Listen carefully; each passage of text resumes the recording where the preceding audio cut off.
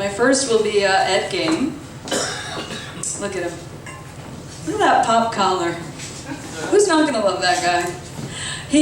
This is the gentleman who Psycho was based on. So here's the deal, ladies. You can always tell how a man's gonna be a boyfriend based on how much he loves his mother. This guy really loved his mom.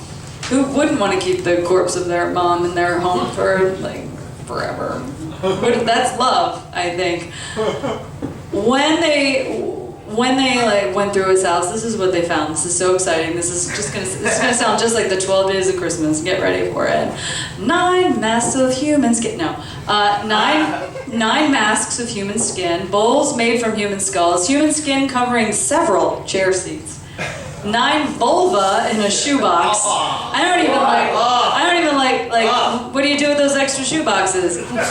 Put a vulva in it. That's what I always say. Skulls on his bedpost, a pair of lips on a drawstring for a window shade, and a lampshade made from the skin of a human face, and my favorite, a belt made from female human nipples, because you know what? You're always going to know when it's cold. Here's why this guy is incredibly dateable. He's pretty crafty.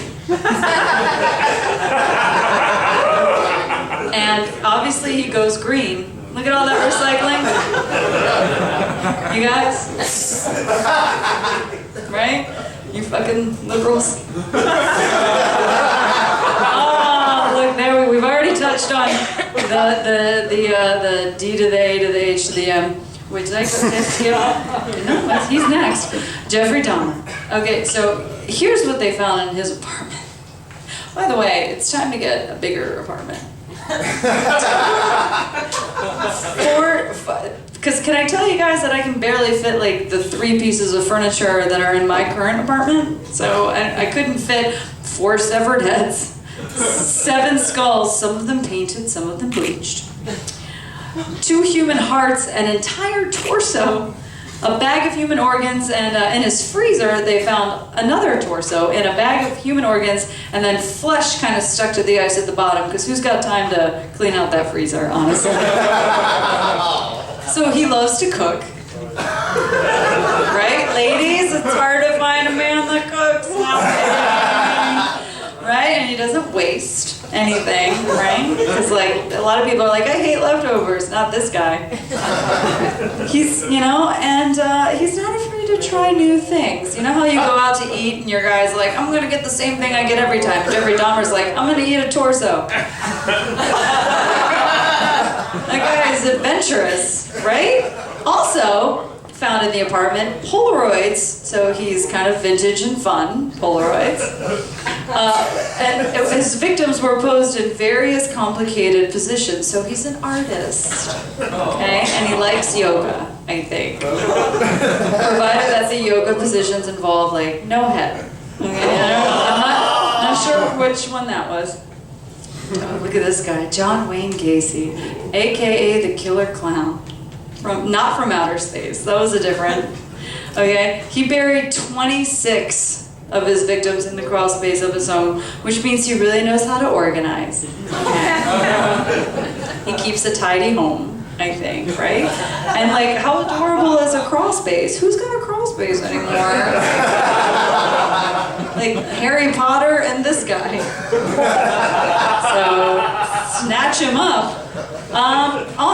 He earned his nickname due to his charitable services at fundraising events, parades, and obviously children's parties, where he would dress as Pogo the Clown. So he loves kids. I don't know, who doesn't want that? And all of his victims were young men. So what am I hearing right now? Mentor. Father figure. Leader. This is what you want in a boyfriend or husband, okay? And while he was in prison, he took a painting, mostly pictures of himself, but you know, who else was he looking at? Oh, I see that you're lighting me, but I've got all this so much time. No, you're just taking a picture. You're good. Anyway, and but then here's my favorite part. And then in May of 1994, when I was 14, you guys were probably, most of you, not even born. He was executed, and his last words were, "Kiss my ass." What a jokester! Yeah, look at at that. Oh, we don't even know. Well, the Zodiac Killer, to this day, this is a picture of him, we don't know. His real identity was never discovered. He's a mystery, right? And who doesn't like a little mystery? What's going on in that head, right? We don't know. He's probably the kind of guy that's gonna like whisk you away for a weekend in Paris at the last minute right before he kills you, I think. Fun, okay? His love of the Zodiac means that he was kind of a little quirky, and you don't know what to expect, which is probably why sometimes he shot his victims, sometimes he stabbed them, and then sometimes they were decapitated. We don't know, like, wow! It's like, who can get... This guy, always on your toes, you'll never know. What's for dinner tonight, okay? During his reign of astrological terror, a sentence I've never said before, he wrote cryptic letters to various newspapers bragging about his work. You guys, he writes letters. Who does that anymore? That's so fucking romantic. I can't even... Thank you. Fuck off. And to this day, only one letter has been deciphered, which means he's kind of a smarty pants, okay? And he's got 2 copycats, one in New York and one in Japan, so I think he's kind of like a savvy international guy, and like isn't the highest form of flattery imitation? Okay. So he's a trailblazer. You want that guy. And my last and personal favorite, Freddy Krueger.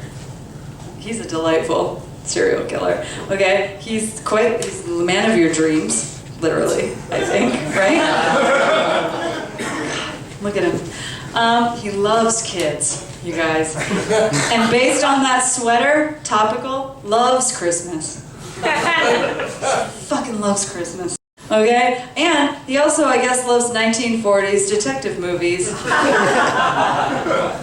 Based on that hat. And, you guys, huge jewelry fan. You know, he made that himself. Like, he made that himself. I can't even make breakfast. He made a whole, like, knives on his fingers to kill people. I don't even, what? Okay. Okay. And, plus he can't ever die.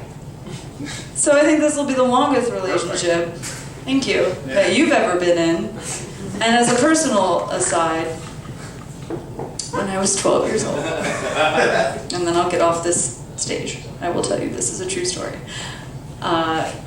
Nightmare on Elm Street Part 6, Freddy's Dead came out. It was 1992. I went to the movies alone because my mom was not a good parent. The movie was in 3D, which makes it worse. Anytime, you can't even handle life sometimes in your own dimension, and they're like, let's put things in your eyes. But I loved Freddy so much. Like, I had a crush on him. I wrote a love letter to Freddy Krueger as a child. I'm available for dating after this. But after that movie, when I thought he was dead, incorrectly, as Hollywood always, like, they're dead, they're not dead. I made like this little tombstone for him that my mom still uses today for Halloween. And it was like, here lies Freddy Krueger. By the way, the writing went just like this. Where was she on that? And here's my favorite part about that. He died in 1992 because that's when the movie was made, but I didn't know what year to have him born. So what I decided, because I did not like my mom, is I asked her what year she was born. And that's the year we settled on. So if you guys are ever wondering, Freddy Krueger was born in 1954. Thank you.